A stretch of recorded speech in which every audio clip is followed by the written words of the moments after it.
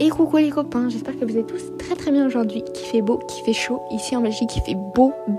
Le ciel est bleu. Je sais pas si vous vous rendez compte, ça arrive 2 fois sur l'année. En général, le ciel est gris, vieux nuage, jamais bleu. Donc franchement, j'en profite. Aujourd'hui, je voulais vous faire un podcast. En fait, j'avais pas du tout d'idée. Mais alors vraiment pas du tout d'idée de podcast. Et sachez que ça m'est venu en 20 minutes. Et vous pouviez remercier Aphrodite pour ce podcast parce que je sors d'une séance entre guillemets avec Aphrodite. En fait, le mot séance m'embête un peu parce qu'on dirait un truc un peu psy, mais c'est un peu ça parce que pour le coup là actuellement c'était vraiment une séance avec la divinité. Je vous explique. En gros, je revenais de mon job étudiant où j'ai vendu des glaces toute la journée. Voilà. Et je croise un arbre que je vois tous les 4 matins, à chaque fois que je rentre chez moi, à chaque fois que je sors de chez moi, je croise cet arbre vu qu'il est sur mon chemin. Et là, il était en fleurs. Et il y avait des fleurs blanches. Et j'ai eu ce sentiment de, ok, là, aujourd'hui, tu dois prendre une fleur pour Aphrodite. Vous voyez, alors c'était pas comme ça en mode tu dois, mais tu pourrais, genre ce serait vraiment bien. Et moi, c'est ce que j'appelle des offrandes spontanées. C'est des offrandes que vous faites sans but derrière. Parce que quand j'ai pris cette fleur, moi, c'était juste parce qu'elle m'a fortement fait penser à Aphrodite. Elle m'a fortement reliée à ses énergies. Et je me suis dit, ok, bah écoute, c'est le moment, c'est l'instant de la prendre. Pourquoi pas faire une offrande, etc. Même si, moi, les offrandes spontanées, j'aime beaucoup. Mais je trouve qu'il y a toujours ce petit moment gênant où vous faites votre prière et vous faites l'offrande, mais vous attendez rien forcément en retour parce que vous n'avez rien à demander. Enfin, franchement, vous n'avez rien à demander. Du coup, vous êtes là en mode vous faites votre prière d'entrée, vous faites votre offrande, et puis vous faites votre prière de sortie, entre guillemets, et vous laissez l'autel allumé, et puis basta, quoi. Et c'est un peu gênant. Enfin, en tout cas, moi, je trouve que c'est un peu gênant. Voilà, alors, c'est peut-être mon ressenti, peut-être que tout le monde n'a pas ça, mais moi, je trouve ça un peu malaisant. Bref. Et ça fait quelques moments où j'ai intégré une nouvelle pratique dans mes prières, c'est de faire un tirage de cartes en demandant du coup est-ce que la déesse, enfin Aphrodite pour le coup, a un message pour moi. Alors je l'ai fait 2 fois et il faut savoir que la première fois c'était une offrande spontanée, je sais plus trop, bref, j'avais fait une offrande, j'avais refait l'autel et tout, je pense. Et j'avais du coup tiré les cartes et ça m'avait annoncé que j'allais passer par une période difficile. Donc Aphrodite m'avait vraiment annoncé ça parce que je demande vraiment quel est le message d'Aphrodite pour moi. Et du coup, ça s'est réalisé, ça s'est avéré vrai étant donné que la semaine d'après, j'en ai... Voilà, je vais pas être vulgaire mais dites-vous que c'était bien dur. Donc Aphrodite avait totalement raison. Et je trouve que c'est quelque chose aussi dont on parle pas dans l'hellénisme, c'est qu'on peut faire des tirages. Alors moi je tire avec mon oracle des dieux égyptiens. Vous allez me dire, ça n'a rien à voir. Ça n'a rien à voir, c'est vrai. J'ai pris Aphrodite et je tire avec mon oracle des dieux égyptiens, mais celui qui me parle le plus, c'est celui avec lequel j'ai le plus d'affinité, qui est quand même très doux mais qui va te dire les choses assez cash. Donc il parle français et donc j'aime bien l'utiliser. Et ça fait 2 fois du coup que j'utilise le tirage. Et je trouve que c'est hyper intéressant. Parce qu'en fait, mon expérience d'aujourd'hui, que j'ai eue aujourd'hui, où de base je voulais pas faire de... Enfin, c'est pas que je voulais pas. Mais j'étais pas dans l'optique de faire une offrande à Aphrodite. Et que là, la fleur, etc., il y a eu la fleur et tout.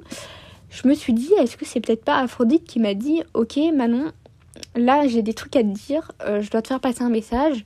Donc je vais te mettre cette fleur sur ton chemin. Tu vas penser à moi. Et tu vas prendre 5 minutes de ton temps pour me faire une offrande et pour que je puisse te délivrer le message.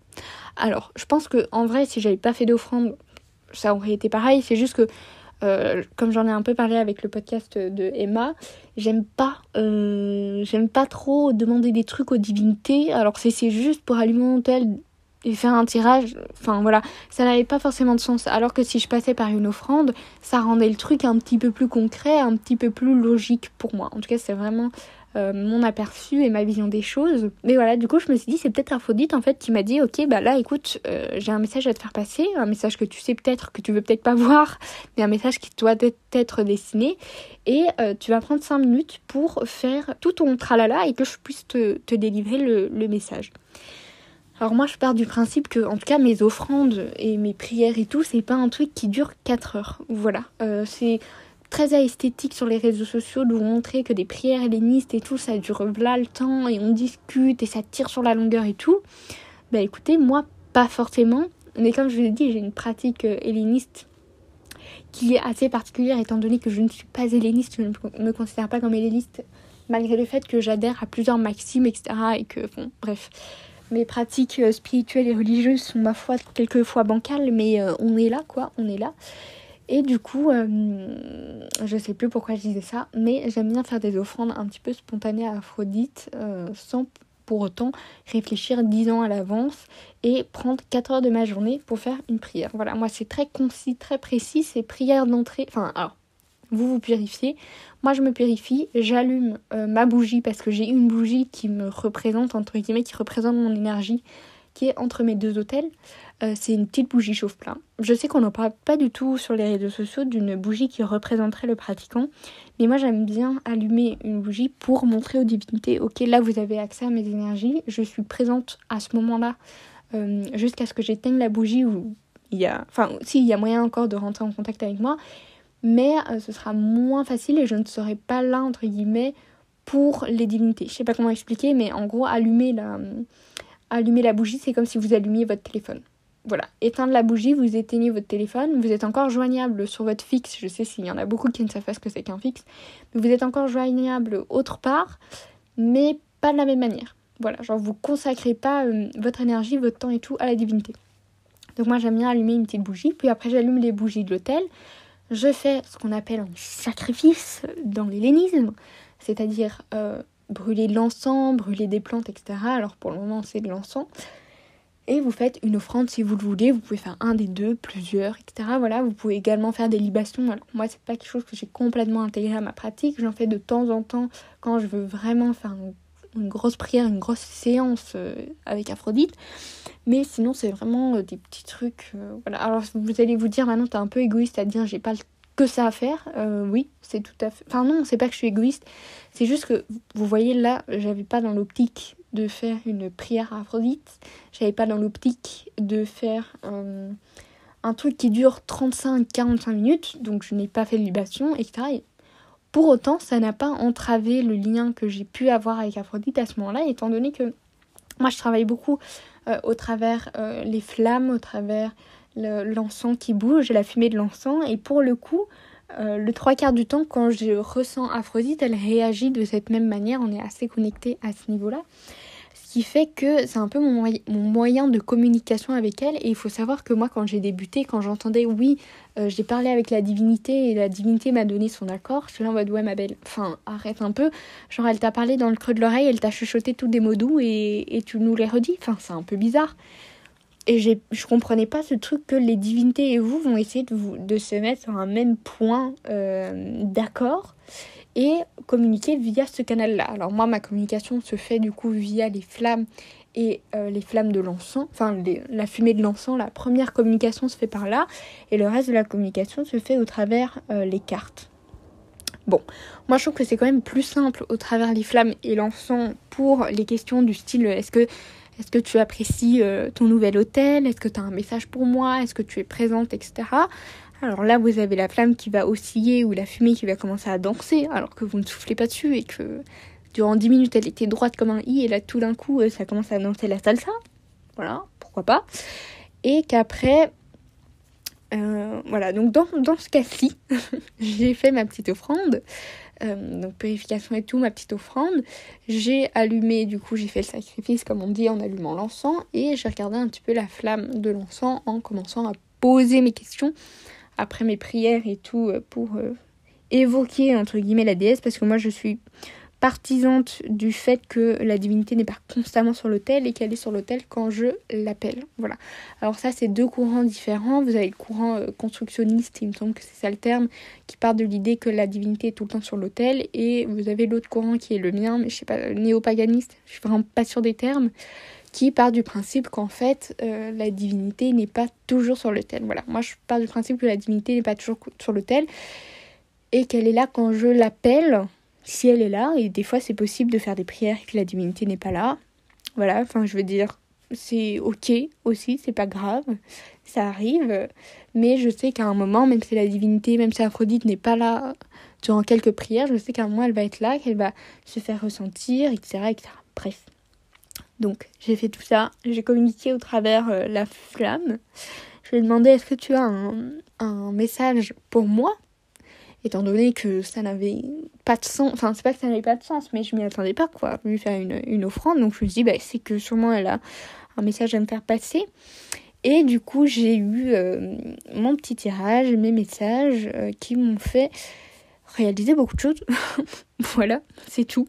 Donc comme quoi les divinités peuvent aussi vouloir entrer en contact avec vous. Après moi je pense que tout se fait au niveau énergétique, comme j'en ai parlé avec le podcast, enfin sur le podcast avec Emma. Pour moi les divinités sont plus des énergies, des égrégores.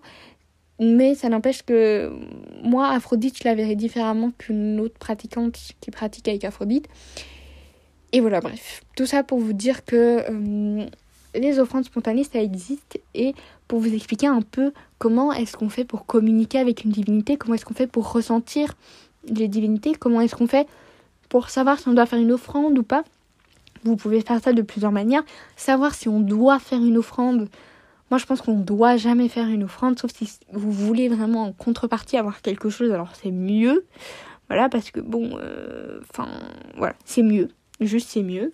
Après, vous pouvez faire des prières sans forcément allumer votre autel, sans forcément faire d'offrande, etc. Enfin, comme je l'ai partagé il y a quelques jours, j'avais un examen que je devais absolument réussir. C'est un très gros examen.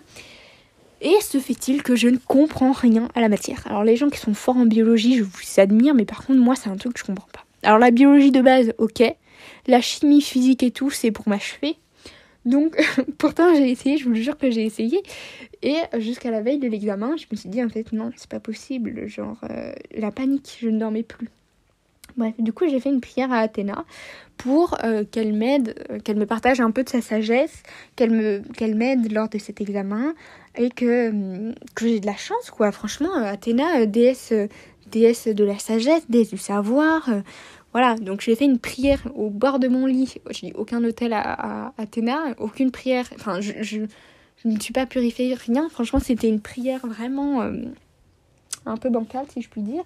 Et pour autant, en plein milieu de l'examen, j'ai vu une araignée en train de grignoter je ne sais quoi. Je l'ai entendue, c'est pas un truc de zinzin. Voilà, et depuis, je ne la vois plus, cette araignée. Et il faut savoir que Athéna est très reliée aux araignées, étant donné qu'il y a eu tout un truc autour du tissage, voilà.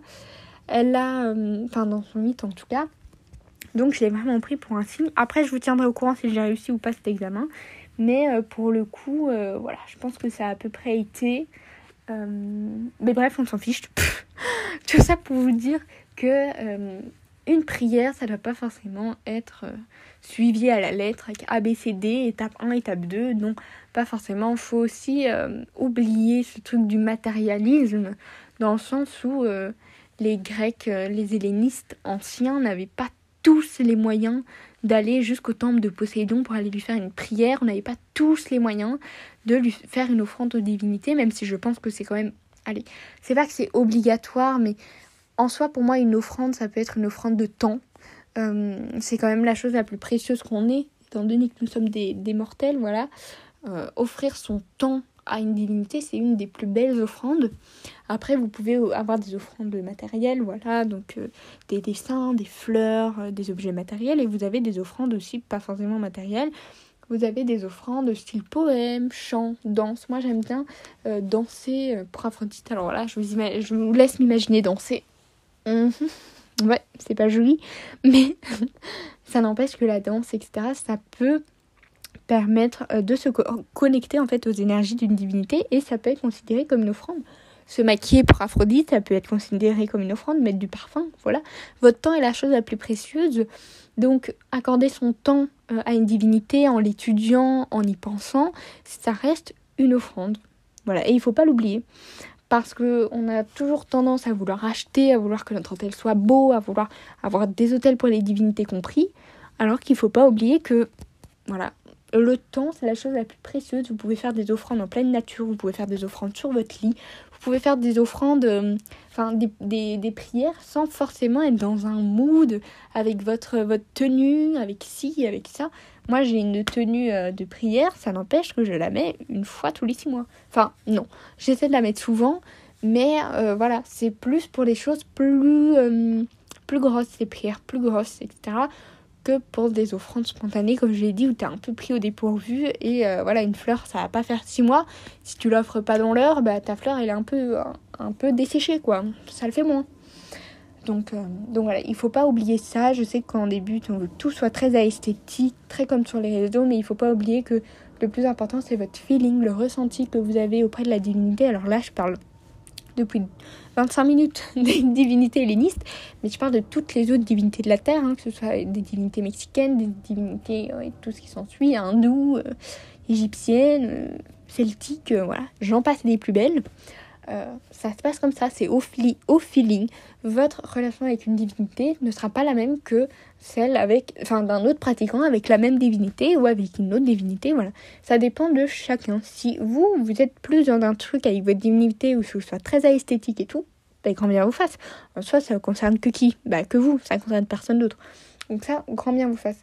Moi, je sais que ma relation avec Aphrodite, elle est plus énergétique que matérialiste. Je sais pas comment expliquer, mais en gros, je la ressens très très très très fort.